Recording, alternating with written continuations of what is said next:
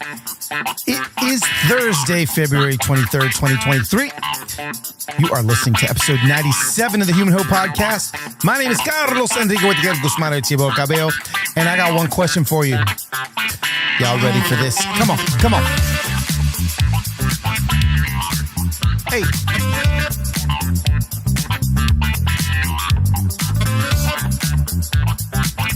What is good, Human Hope Familia? We out here, 97. Oh my goodness. We're at 97. We're at episode 97. We're almost 100. What do we do, fam? What do we do at 100? Somebody tell me. Are we, we have to do something special. Especially for those of you OGs that have been around since like day one.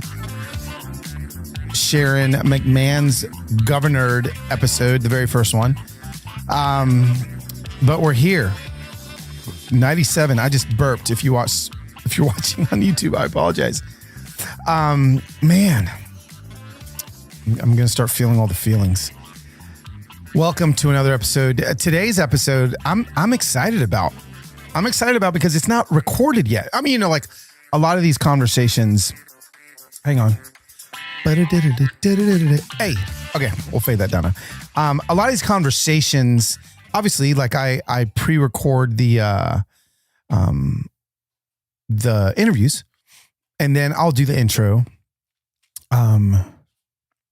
right before we release it, and then I'll edit in the interviews, which is great. I mean, that way you can listen to a lot of different things. You can listen to a lot of different people.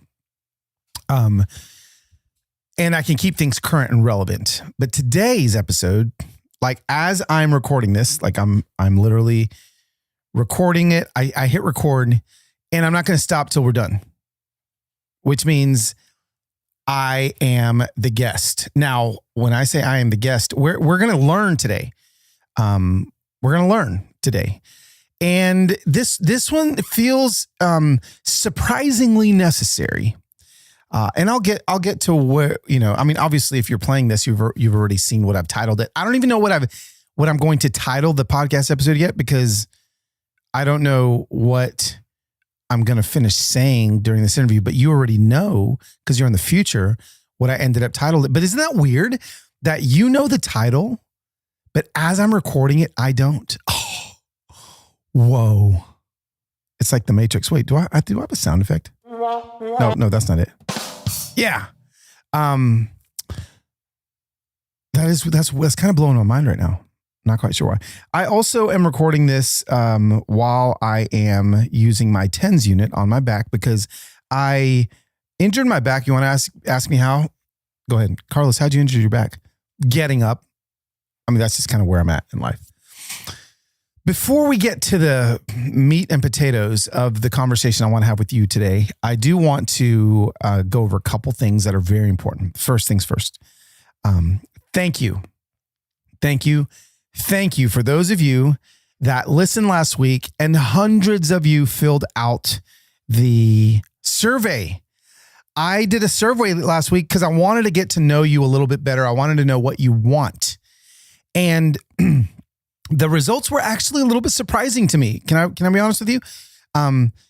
Which is why you should always ask the people that you're serving what they want. Because, I did not know what you wanted. I guess I was just guessing. And I now have a team of people that are helping me do a lot of things in my life. One of them being the podcast, but a whole bunch of other things. And it was under their recommendation that they were like, hey, do a survey. So can we do something for a second? Can we actually go over the survey? And can I let you know what your fellow human hope, because, you guys hear my dog? I guess my son is home. Your fellow human hope listeners, normally you listen to this alone or in the car with, a kid when you're dropping them off. Which I learned in the survey, there's a lot of moms that are dropping their kids off listening to this. There's actually a lot of moms, not even moms. There's actually a lot of women listening to this podcast. But here's the thing. First things first, I want to let you know that I said I was going to give an Amazon gift certificate and a signed copy of How to Human to one of you that filled out the listener survey. And drum roll, please. The winner of did I say it was a $50 gift certificate? Can somebody tell me? Was it 100? You guys are going to be like, it was $5,000. I think it was 50, but let me know. I can't remember. The winner, drum roll, please. Oh, let me drum roll a whole bunch. Drum roll. Audrey Pelser. Audrey Pelser, little did you know when you were listening to last week's episode and you decided to click on the link that I said to click on and fill out the survey, you would be getting, my friend, a signed copy of How to Human, which adds approximately 1.7 cents to the worth of your book. But also get some Amazon love money. I don't know what that means, love money, but I'm sending you Amazon money as well. And it's Audrey at AudreyJoe85 on Instagram. Audrey, I'm going to be emailing you. Someone from my team will be emailing you, and we're going to get you your goodies. So thank you. Second thing, let's get into who you are. Get ready? This is actually so cool. It's like I really get to see my Human Hope family. Who are you? Let's get the first one out of the way. Gender. Okay. 91.7 female. 8.3% male. Can y'all talk to me about how to get your husbands to listen to the podcast? Listen, I'm equal opportunity here. And I mean, I don't want to be sexist, but let's get some of the men on this, get game. Let's get them to care about some of this hopeful stuff. I'm just kidding. They don't even have to listen to any of this. My female Human Hope Familia, you're the ones carrying the show. Thank you. But let me know what I got to do. There's something else. They want me to talk about something. Is there something that will benefit both the genders? Somebody, anybody? I mean, let me know. Do I need to, I don't know. Do I need to, I don't even want to say anything, because if I say like, do I need to talk about this, then I'm going to ultimately get an email saying, well, you don't think women like that? And that's not what I'm trying to say. I'm just trying to be like, I mean, maybe this is actually, I haven't studied like data from podcasts, but maybe mostly women listen to podcasts. I am grateful that 91.7% of you females, I'm glad that all of you are here. And to the 8.3% males, I see you. I see all you little Carlitos. I see you caring about the things that I care about. Thanks for being here. That was interesting. Top states, fascinating. Michigan was the top state. Michigan? What? In no way, shape, or form did I expect that. And then Texas came in second. I see y'all, Michigan and Texas. Look, I'm going to take this data. If we ever do a podcast tour, here we are. Michigan, Texas, California, third place. Illinois and Tennessee. Is it Illinois or Illinois? Illinois tying for fourth. That's fascinating. I mean, is it Chicago? Who Illinois? What? Tennessee, obviously, but there we go. There's a top. And then we kind of go down. Florida, Indiana, makes sense. Ohio, makes sense. You know what doesn't? Oregon, my Oregonians, I see you. Pennsylvania. I mean, rounding out the top 10. So fascinating, right? Oh, I love this stuff. I love data. Age. Ooh, I like this one. So like it's actually like 18 to 20, the under 18, really, there's just not a lot of you. 18 to 25, a tiny little sliver. The youths are probably listening to other podcasts, but the big chunk, 26 to 44. That's the largest chunk of my listeners. The largest being 35 to 44, second largest 26 to 34, and then third is 45 to 54. And then, I mean, listen, I got 17% or 55 and up. I see y'all. I'm catching up to you. I see y'all. Fascinating. This stuff is so fascinating. What else is interesting in this stuff? Marital status. We got, 75% married, 15% single. Looks like maybe, there's a little slip. Maybe, I don't know, maybe like 10% divorced. We got some widowed. We got everybody here. I love you. I'm so glad that you're here. Okay, but this is what I want to get to. So I'm kind of skipping through a couple of these here. You guys would tell me your level of education, which best describes you. Oh, here's one. I mean, this isn't surprising. This follows my Instagram, but when it comes to race, we have white, African American, Asian. Prefer not to answer. And again, this is not ethnicity. This is race. We'll get into that in a little bit in the podcast. But 93% of my white friends and family are here to have conversations with the black guy. I could not be more proud. For some of you, I may be your only black friend. And I'm glad to be that. I'm glad you're here. But let's get into some of these real quick.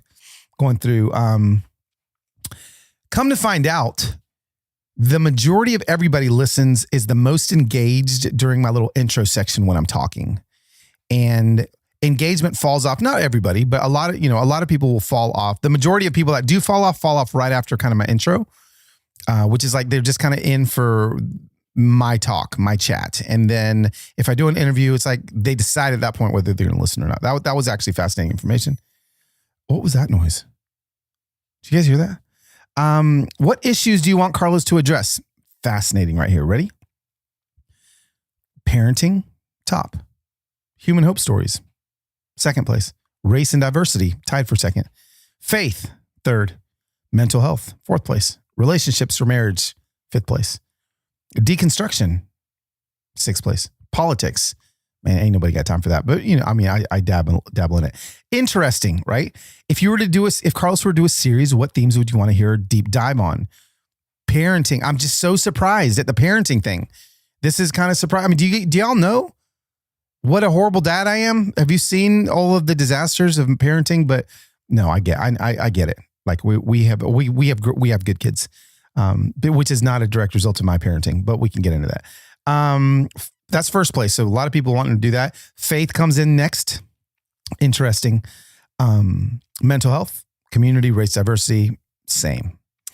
What's been your favorite Human Hope show? Lots of you, and these are fill in the blanks. So,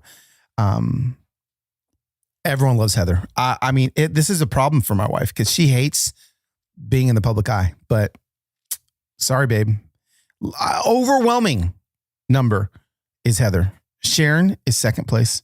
Amish love story, third place. A lot of people, you like it when my kids are on the show. I could do more of that. Again, who's been your favorite guest? Heather, Sharon, Black Aunties. John Eldridge, surprise.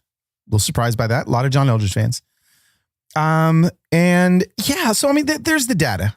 There's the data that I'm kind of working off of. And there's a lot more questions that we asked, but I just want to let you know that like we heard you and we're going to be adjusting things, first, and another thing that, we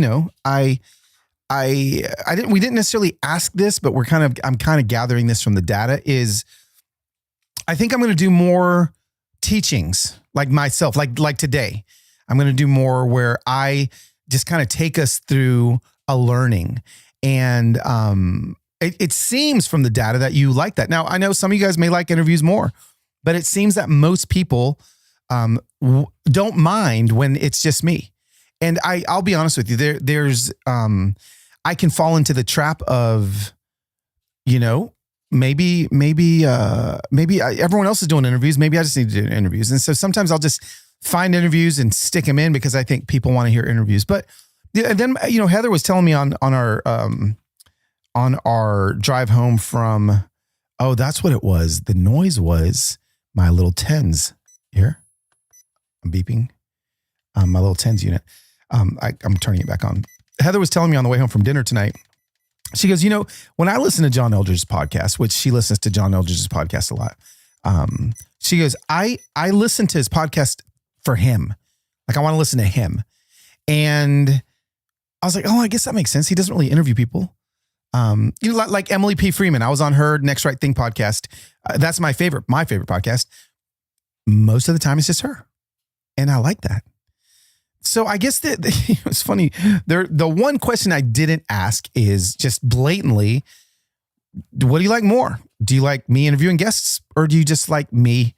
And it's not like it'll turn into one or the other, but it lets me know and gives me confidence when I do some things. So thank you for filling out the survey. And now you know who your family is, who your friends and your family are here on the Human Hope Podcast. What else? Let's see. I gave the money away. I gave the book away. I talked about the survey. Let's, we're in Black History Month and we're drawing to the end here. A couple episodes ago, I read a chapter. I'm not going to read today, FYI. But I read a chapter on kind of my story when it came to race. But today on Instagram, I decided to share something that I've never shared before about something that I struggle with as a Black man in the South. And I did not know what it would bring about in emotions for me. So what I shared was this, like every day I walk out of my front door and I turn to the left and I sit on my patio, my porch, and I don't know, 30 yards from me are 12 Confederate flags waving in the winds. The wind, not the winds. And I just expressed today that that's difficult for me. When people ask me, Carlos, why do you talk about race so much? Well, every single day I walk out and I see these symbols that to me represent hate and represent racism. And now I know that there's some bias involved in this, completely admitting those things. But I also know that most of it is not bias. Most of it is based in reality, in my reality, in a lot of people's reality. And so I guess as I was reading through a lot of the DMs, people were like shocked, like aghast that there could be 12 Confederate flags flying in front of my face. Now, let me give you a little history of the property, right? You guys are probably like, well, hello, Mr. How to Human author. Why don't you go talk to him like you do? Why don't you go see humans, Carlos, and free humans? Well, because he's not alive, the owner of the property. It's actually this sliver of land between the 65 freeway. Did I just say the 65? Did I just California-ize myself? Did I just say the 65 like I say the 5, the 101, the 105, the 10? I did. I said the 65. And I have lived in Nashville, Tennessee since 2010. Going on 13 years. You can take the boy out of California, but you can't take California out of the boy. The property, there's Highway 65, and then there's this little sliver of grass. And then my neighbor, James, with the black bunny, his property, and also another neighbor next to him. But in between James's backyard and 65, Highway 65, is this sliver of grass where Nathan Bedford Forrest, who was the Grand Master of the Ku Klux Klan, there was a statue up for him. And, I couldn't see the statue. You could see it from the freeway, but I could see the flags. I could kind of barely see the statue like in the winter but not like the flags you can see. So all that to say, there was a big, obviously 2020, 2021, there was a big to-do, and finally the statue got removed, I was just grateful that I didn't have to stare at the Grand Clan wizard of the KKK every day. That was great. But they left the flags up. And initially I was just grateful that, oh my God, I think I see a mosquito in February in my house. Oh my gosh, what is wrong with the planet? That is a mosquito. Oh my gosh. If that thing bites me, I'm so allergic to mosquitoes. Come on, go on over. Okay. I'm just going to be thinking about the stupid mosquito now. The flag stayed up. Every day I walk out and I see the flags. And so I made a video today. I put it on Instagram going like, hey, there's still work that needs to be done. Well, if it was 2020 or 2021 and I made that video, I would have expected a lot of debate in the comment section of that post. If it was 2020 or 2021, I would have expected a lot of DMs in my DMs about the post. I was shocked at the amount of people. Now, again, I don't know if these people follow me or not because the reel got shared a lot. So a lot of people could have DM'd me that don't follow me. But I guess I was shocked that people that have followed me for this long would think it's a problem. Would wonder why it's a problem, I guess. And I was able to have some really good conversations with a lot of people today. But then I went to my comments and I just saw people arguing and fighting. And I just was like, how are we still here? How are we still here? The work's not even close to being done. And I know we're tired. I know we're exhausted. It took a lot for a lot of my friends that aren't Black to lean into this conversation in 2020 and 2021. And I know it took a lot out of you, but I'm here to tell you, you're not even close to being done. Like, we have a lot of work to do. So I guess I'm just a little shocked and a little triggered that my comment section looked like 2020. I'm like, oh my gosh. And I mean, to be honest with you, like, I'm bummed.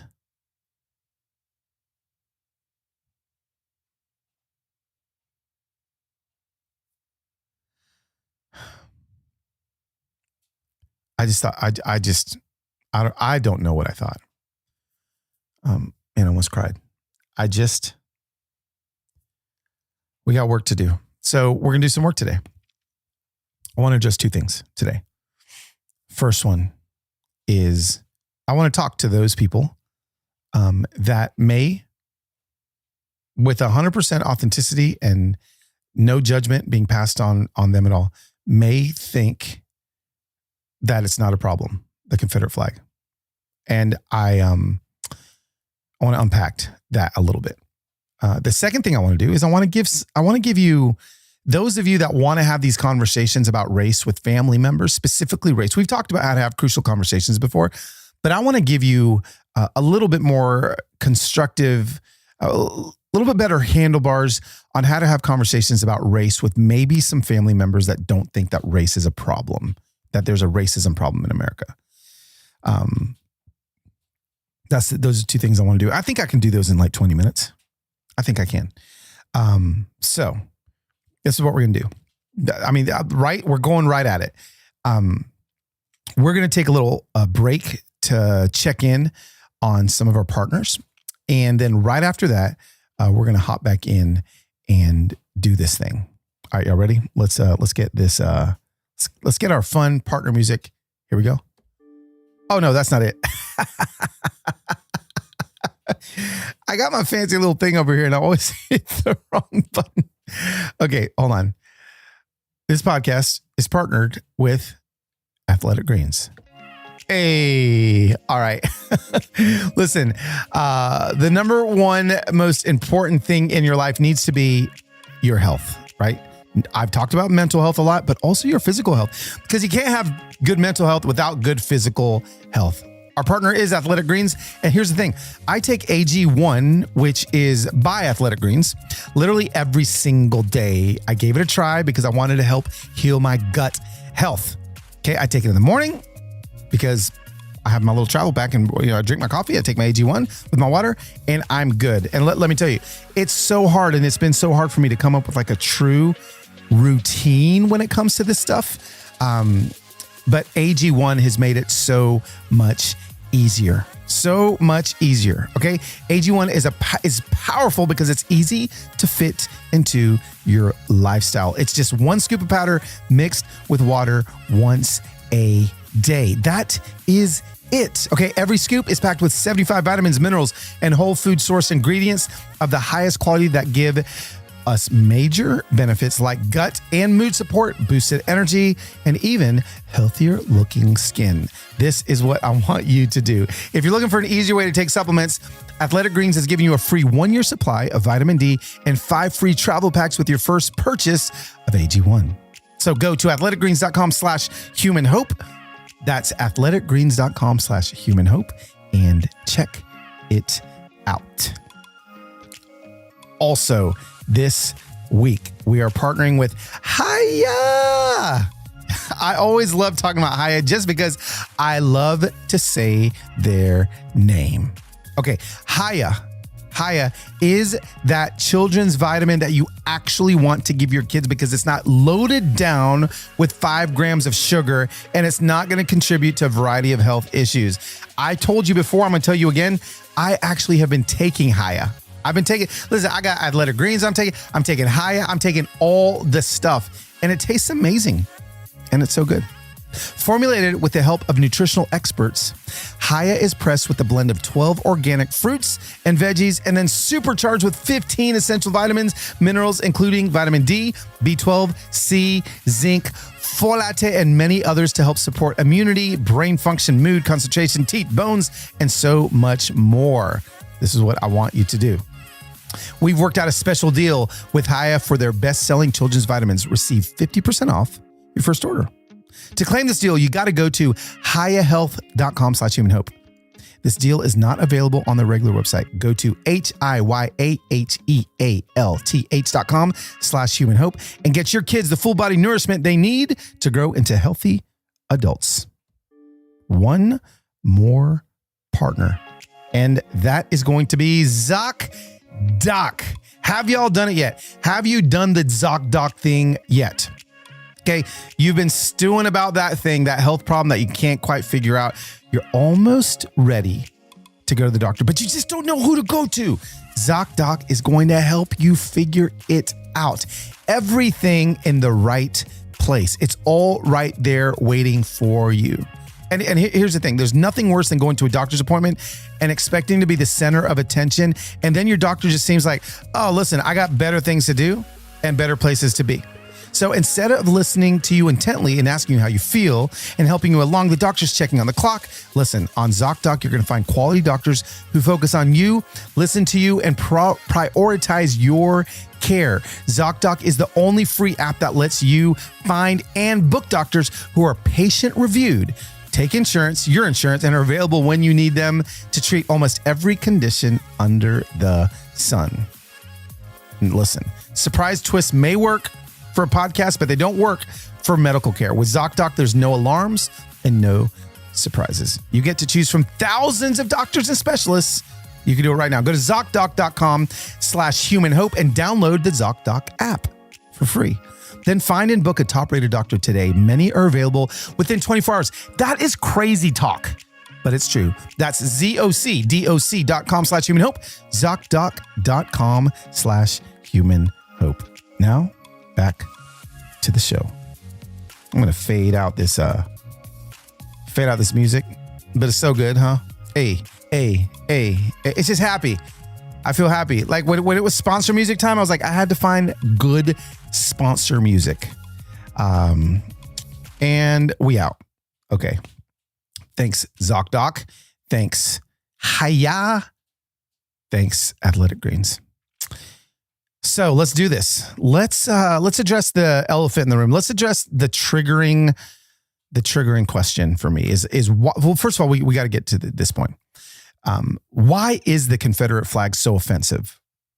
Because it's offensive. So why in the world is it so offensive? Now, I want you to remove Carlos, because it was, racists use it. The KKK uses it. Well, yes. But it was racist. It was problematic before the KKK got to it. It was problematic before racists started using it and planting it in people's front yards. It was problematic. So why is it so offensive? Because I need to let you know. Let me see if I can find this. One of the direct messages that I got today read. Oh gosh, I should have been more prepared. Let's see here. I wonder if it's going to be 7 hours. Nope. I want to read you this exact DM, and I don't know if it's going to load. But the gist of it, nope, here we go. Hang on. I'm getting there now. I'm getting there. I'm getting close. Getting closer. Here we go. Nope, that's not it. Getting closer. No, I can't find it. Sorry. I really wanted to read it to you, and I'm just not ready. The gist was this, Carlos. I took a screen capture of it. I'm so smart. Here it is, Carlos. I recognize your viewpoint, and again, my viewpoint being that I'm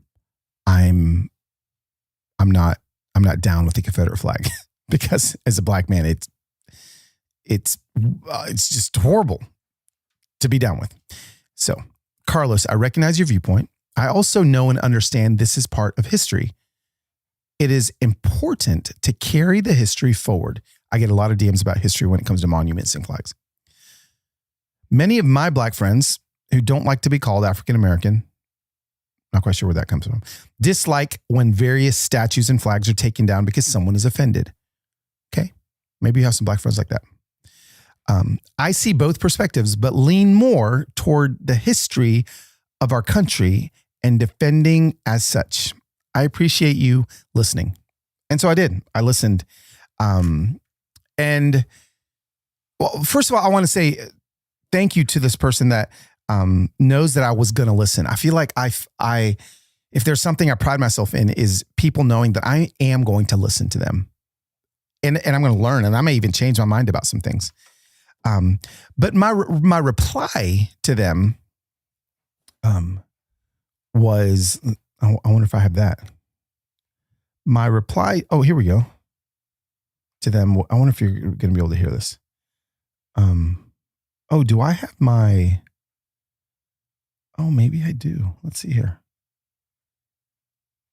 Do I have my phone connected to my little soundboard? Because then you can hear what I said. Tech support. This is on the fly. I told y'all we're doing this live. Okay. Output, Rodecaster Pro. Let's see here. Let's see if my laptop works with this. This is going to be fascinating if this actually works. Let's play this and see what happens. Can you hear this? Oh my gosh, it's working. This is amazing. Okay. But unfortunately, the video I want is not my laptop. This is my response. My response was, I understand about not erasing history, but I would actually say that we're not erasing history by taking monuments and flags down, right? Like, how is that erasing history? It's not.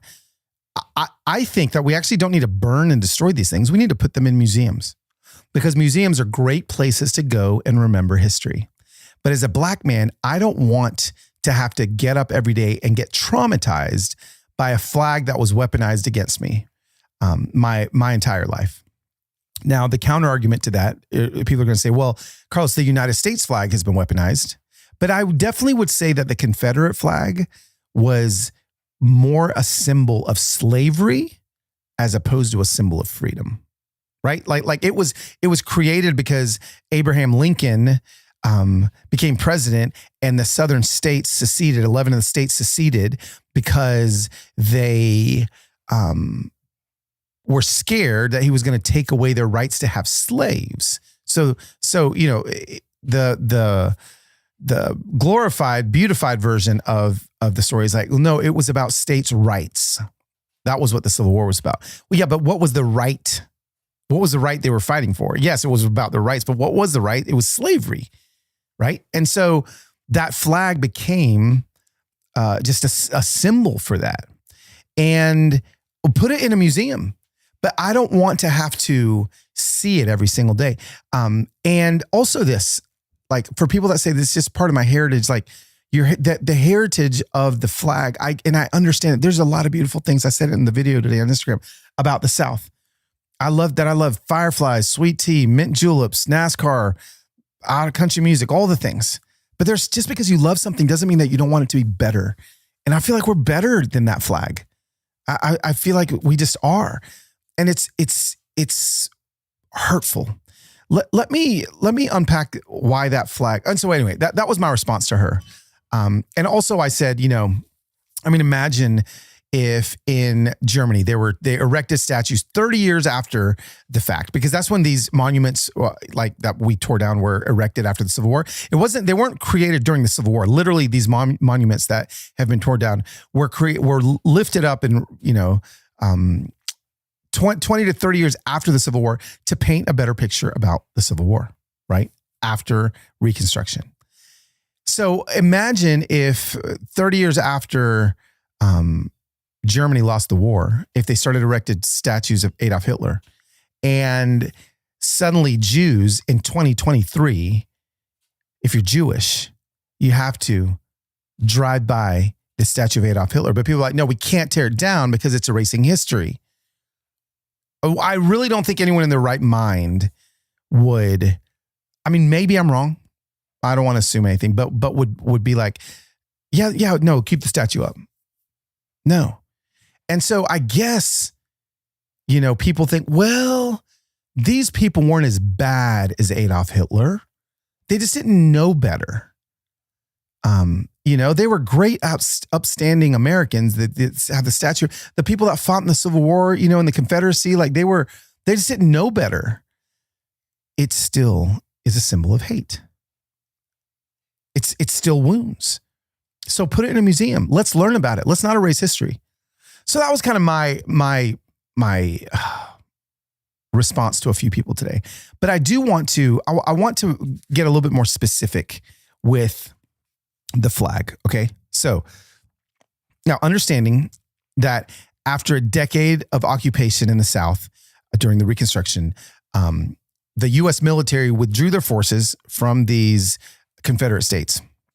And that's when, white landowners were able to go back to their land, and they implemented all of these like unjust labor systems, violent underpinnings happening, a lot of racist ideas about Black people's inferiority. So what ended up happening was that white Southerners literally showed a desire to heal the nation, right? They did. But what they wanted to do it was by downplaying the horrors of everything that happened, the horrors of enslavement. Actually, I haven't listened to it, but I think Sharon McMahon has a podcast that came out this week where somebody that wrote a book about this entire kind of Reconstruction period. I want to go listen to that. I haven't listened to that, but the thing about the Confederate flags is they were actually a powerful symbol in reinterpreting, the War of the Rebellion. So, right. So now we got 1915. We got the box office hit. You guys know, A Birth of a Nation. Okay. Where the central battle scene involves the key character, Ben Cameron of South Carolina, ramming the pole of a Confederate flag down a United States Army cannon. And the very next shot is an injured Cameron rescued. Again, Cameron is within Confederacy, rescued from no man's land between the trenches of his longtime friend, Northerner and U.S. Army Commander Phil. Now, here's the thing. This movie, the second half of the movie, like cemented the theme of reconciliation, right? Like that's what the movie wanted to say. We're going to heal the nation with this movie. But what it did, it was reconciling white Southerners and white Northerners. Okay. And so suddenly like the former enemies in North and South are united again. Listen, it's stated in a common defense of their Aryan birthright. And the movie even became a tool to recruit new members of the Ku Klux Klan. Now, this movie, people may say, Carlos, like that's a movie from 1950. This was literally like the Avengers of that era, like the most popular movie ever. Okay. And it just used the Confederate flag for that Aryan resurgence. So then, the Confederate flag, it's featured prominently in Gone with the Wind. Again, now we're in 1939. Okay. Now we're getting into the mid 1900s. Again, we all know that film glorified. I mean, they were the happiest slaves I've ever seen. You ever watch that movie? I haven't read the book, but I watched the movie. Like, they got some happy slaves. All them slaves are just happy. It's not the way it was. Okay. And again, it was a popular film, and it glorified the way of life that white Southerners had during and immediately after slavery. And they used really a more visually striking Confederate battle flag there that General Robert E. Lee had flown during the war. And so suddenly the flag begins to change. And like in this, I remember we watched that movie in elementary school. Like, I went to elementary school in Atlanta, Georgia. We had to watch that movie. So then in the 1940s, a new political party of the Southerners, okay, that opposed Harry Truman and the Democratic Party's sympathetic stance on civil rights, they called themselves the Dixiecrats. And they adopted the Confederate battle flag. So now we're talking in the 40s, okay? You see how, like, as it gets closer to like our era, this flag is even more and more used as a weapon and as a stance of racism. So the Dixiecrats adopted the Confederate battle flag as their party's emblem. From that point, the flag was clearly associated with racist opposition to civil rights and from like government intrusion into the lives of individuals. When the civil rights activism was the most visible in the 50s and the 60s, many white Southerners became firmly attached to that flag. You know, and then we've got like the state of Georgia that had the flag and like had a flag without the Confederate flag on it, but then they put it on there. A few years later, 1961, neighboring state South Carolina began to fly the Confederate flag above its capital. Okay, then we got like in the year 2000, after protests, South Carolina moved the Confederate flag to the state house grounds, and then after Dylann Roof in the tragedy, the white supremacist endorsed the Confederate flag and murdered 9 black churchgoers in 2015. That was when a lot of people realized, okay, this flag is a symbol of hate. And then it started going away, right? And then it started going away. But here's the thing. In this polarized climate, again, a lot of Southerners will claim that the battle flag represents Southern heritage. But again, that's as if Southern heritage is simply comprised of like, you know, church going and NASCAR and like the beautiful things about the South. The problem with that claim is, again, the history of the use of the flag demonstrates, I mean, it's clear as day. I mean, just, we can all see it. The history of the use of the flag demonstrates that its heritage also symbolizes enslavement, inequality, violence, and injustice. So that's why it's offensive for those that don't know. If you can hear that, if you listen to that little monologue and you still think, I don't think it's offensive, then I can't do anything for you. And we'll just probably have to agree to disagree. But if you can hear it from the heart of a black man that has, that flag elicits a guttural fear in me. I ask you to trust me. So, hearing that and knowing that a lot of people want to be able to have some of these conversations with their loved ones, how in the world do you tell someone that you love or help someone that you love that is showing racist tendencies? How do you help them with that? Okay. Real quick. These are going to be fast. Then we're going to be done. First of all, I know that you, when you have a conversation with either a friend or a family member that is maybe sympathetic towards racism, what a nice way to say it. Sometimes our blood is boiling, and if we are too emotional, we're going to have some misguided options. Okay. We're going to take some misguided steps. So just take a deep breath. First thing is, if you embarrass somebody or you call them uninformed or you lecture them, then there's a good chance they're going to feel as though they are already going to bounce, and whatever you say is going to fall on deaf ears. So rather than saying you're a racist, okay, can we just not say that? Use I statements. Okay. Very important. Talk about how the comments that they're making are impacting you and how you're feeling about it. Okay. I really feel that really makes me uncomfortable when you say that. Do you see how you're not making it about them? You're making it about you. So try your best. Use I statements. Those are vital when it comes to again, having these conversations with people that may be sympathetic, maybe accidentally racist. There's a lot of accidental racists out there. Fix my TENS unit again. Don't worry about me, guys. Just healing my back. So use I statements. Big piece. That's really important. So make sure that you're pulling it back to you. Okay.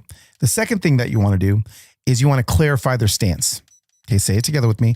Clarify their stance. Do you say it? Clarify their stance. Okay. One of the biggest ways that you can actually get into like an actual argument with them is mishearing or misunderstanding their point of view. So, if you've been shocked by what you think is like a racist outburst, it could be worth getting them to articulate on their perspective. Okay. Because let's be honest, how many times, at least with my wife, have I heard her say something and gone all in on defense mode with what she said, but I heard her wrong. That's actually not what she meant. Okay. Sometimes what we say and what we hear are two different things. So somebody might say something and have a different intent and not realize what the impact is going to be. So step number 1, use I statements. I feel like that's making me feel, okay, not you. Second, clarify their stance. Say it back to them. Okay, so what you're saying is you don't think America's racist because we've had a black president. Is that what you're saying? You see, I'm clarifying a statement. Okay. Now this next step is going to be hard for a lot of us. Okay. Talk to them quietly. Talk to them quietly. People that are talked to loudly feel accosted. So this may feel like the simplest thing ever, but when I'm talking to people and emotions are rising and I see their emotions rising, I actually lower my voice and I talk quieter. This is a strategy that police officers that are dealing with hostages do. They talk quietly. Okay. So lower it down. Number 4, let them walk in someone else's shoes. So instead of spouting out facts and figures, that's just the worst thing you can do. Don't throw out data. Nobody wants your PowerPoint presentation. So instead of spouting out facts and figures to back up your point, okay, one of the things that I love to do is ask them to imagine what things are like for certain groups. Because what happens is this is the empathy piece. One of the questions that I think is very important to ask is, and this is such a great empathetic statement, is when's the last time you thought about your race? When's the last time you thought about being white? Honestly, ask that. When's the last time you thought about being white? Now some people think about it more often, but for most people that are white and don't have empathy towards anyone struggling through a racist situation, they don't, because they don't have to. Whereas I think about my blackness honestly every single day in different situations and circumstances. Empathy. Okay. Ask them this, if this was happening to you, what would you do? Okay. What would you do? Would you do whatever you could to make sure that your children were safe? Absolutely. Okay. So let them help them to walk in someone else's shoes. You might be able to say, I'm going to challenge your perceptions by telling you a story someone told me about their experiences as a blank. So again, help them. Number 5, be careful that you're not being too aggressive. This goes back to lowering your voice. Okay. As passionate as you are, if you start lecturing in an aggressive way, people aren't going to be receptive. So if you're generally offended, just make sure you frame it along the lines of, so like if you get offended, like I'm upset when you say things like, again, make it not about who they are, but about what they've done. I still am of the belief that like people aren't racist, but their actions are. So God, racist is such a trigger word, right? It's become an insult, of course. But I if we stop labeling people as racist and labeling their actions as racist instead, I think it helps. And then listen, here's a big one. This is last but not least. Actually listen to their perspective to understand. Like as horrible as their point of views might be, if you don't give people the respect of listening to their views, there's honestly little chance that they're going to do the same for you. Literally. Listen, there's new research that suggests that 61% of conservatives and 64% of liberals prefer to read arguments they already agree with, which means that a lot of arguments fall on deaf ears on both sides of the political fence. Now, in this research study, it says that participants said that hearing from the other side felt horrible. They reported it was about as unpleasant as taking out the trash or standing in line for 20 minutes. Okay, this is psychology researchers from the University of Winnipeg. That's amazing. Taking out the trash. I would rather take out the trash or stand in line for 20 minutes than talk to somebody that I disagree with their point of view. But here's the thing. If opponents feel understood, they might be more receptive to hearing what other people have to say. So again, listening to the other side could at least help prepare you for those deeper conversations. But a lot of times, like I'll just, like there's a friend of mine that honestly, he wants to talk about this stuff all the time. He wants to talk about politics all the time. I mean, honestly, like a lot of the time, like that's kind of where the conversation wants to go.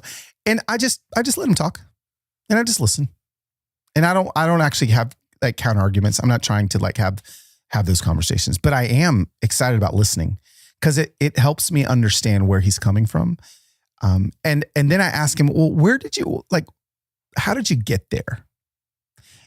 And I mean, that's a great question to ask as well, because a lot of times most of the time people believe what they believe because of a true experience that they've had in their life. Listen to understand, not to reply.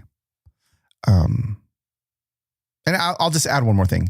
Don't try to change people's mind in a comment section. It ain't gonna work. Never has, never will. Oops, we're at 52 minutes. I don't know where you were driving, but hopefully it took you 52 minutes.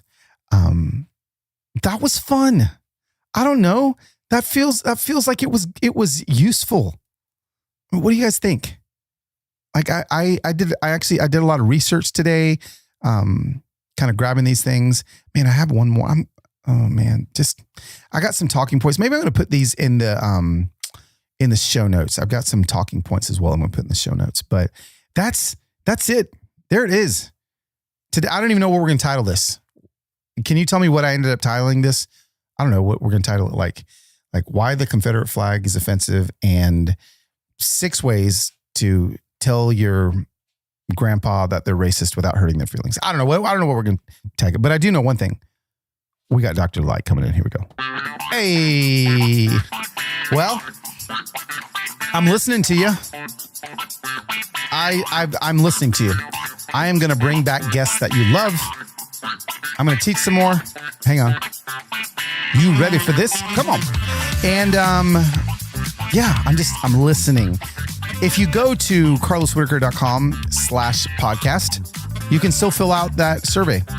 You can't win any more Amazon bucks, but you can listen to the survey. Also, in the show notes, the survey will be there as well. Thank you so much for this. Thank you for all of your, just how much you care, because it means a lot to me. All right, y'all know the routine. Please, please, please follow the show on Apple Podcasts, subscribe on Spotify or wherever you listen to your podcast, share it and review it. Give me them 5 stars. This was a 5-star episode, I think. Yeah. And I kind of like doing it live. I kind of liked just one take. Bam. We're shooting the whole thing. Never going to stop the camera. Never going to stop recording. It is what it is. Family, next week's episode 98. And I'll see you back. Break it down for my brother now.